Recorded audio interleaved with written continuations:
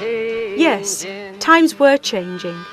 In 1950, Pope Pius XII called on religious to review their role, to go back to their origins, to do as their founders had done and interpret the signs of the times.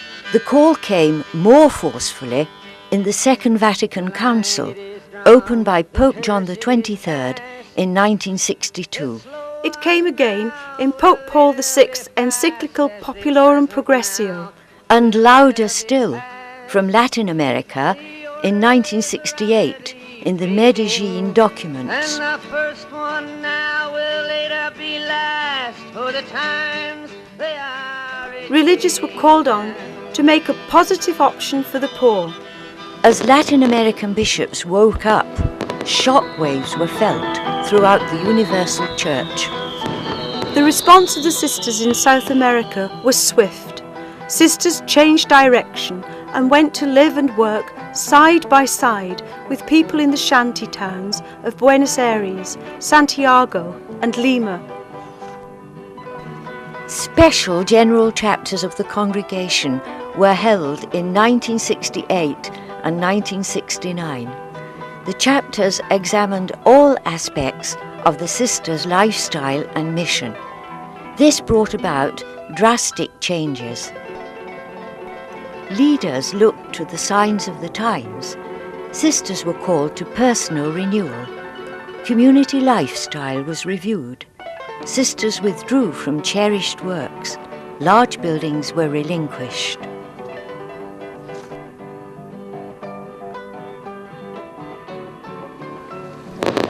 Reactions were strong and varied.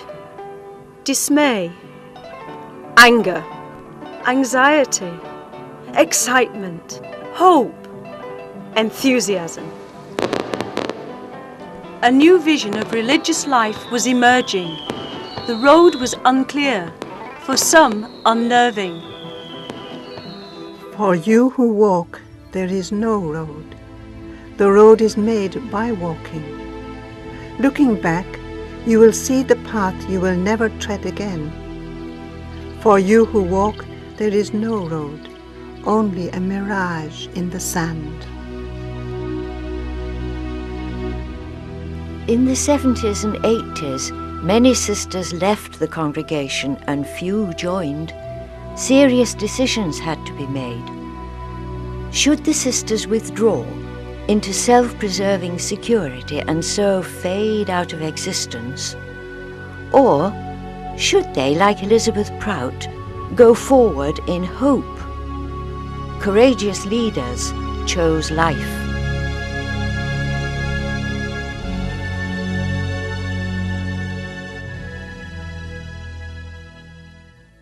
Like their foundress, Elizabeth Prout, leaders of the congregation took to heart the words of the Lord to Joshua. Be strong and courageous. Do not be terrified. Do not be discouraged, for the Lord your God will be with you wherever you go. The General Chapter Mandate of 1995 firmly pointed the way forward. Go to the desert where nobody goes. Go to the periphery where there is no power. Go to the frontier, a place of risk.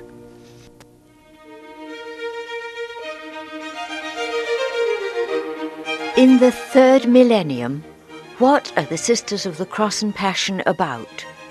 Where do we find them?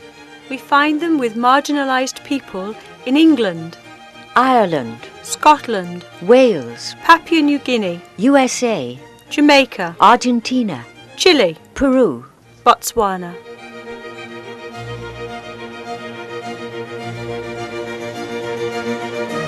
We find them in war-torn Eastern Europe, Bosnia-Herzegovina, Romania.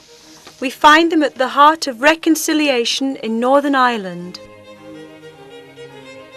They are involved with people in addiction, suffering from AIDS, refugees, hungry, homeless. Retreat houses welcome anyone seeking pastoral support or spiritual renewal. They serve as chaplains in hospices, hospitals, prisons,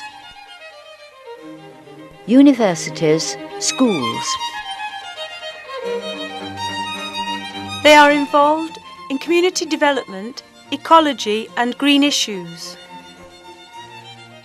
They are trying to build bridges through multi-faith and ecumenical work. The Associate Programme extends the spirit and work of the Cross and Passion family. Let us touch everything we see and change it to hope. Let us look at everything that could be, believing it will be. Where do the sisters find their strength? In the Eucharist, in the shared vision of a praying community, in joyful celebration and friendship, in the triumph of the cross, in the conviction, behold, I am with you always. Today, the Cross and Passion sisters look back with gratitude and forward in hope. They are inspired by heroic women, saintly souls growing old in the service of the Lord, their active ministry ended, their mission now to pray for a suffering world. They are challenged and encouraged by the vitality and vision of new members. Elizabeth Prout was an unlikely foundress, but she did her work well. 150 years later, her vision lives on. These are her followers today. The faces in the photographs, heads all held high, not afraid to look life in the eye. They are women of backbone, keepers of the flame, with a spirit even hard times could not tame. I know the same blood is in me. I meet their gaze one by one. Eyes strong and clear, I feel them near. It's a golden opportunity for me to be able to work with the generation who will be tomorrow's future. Something which I came across recently, which I think sums up what we're trying to do. It was an Aborigine woman said, "If you've come here to serve me or to serve us, you're wasting your time. But if you've come because your liberation is bound up with ours, then let's work together." I have received an awful lot from them. I hope that they have received a lot from me. They have given me hope, and I hope that I have given them hope. What is Elizabeth Prout saying to her sisters today? Go to the desert where nobody goes. Go to the periphery where there is no power. Go to the frontier, a place of risk.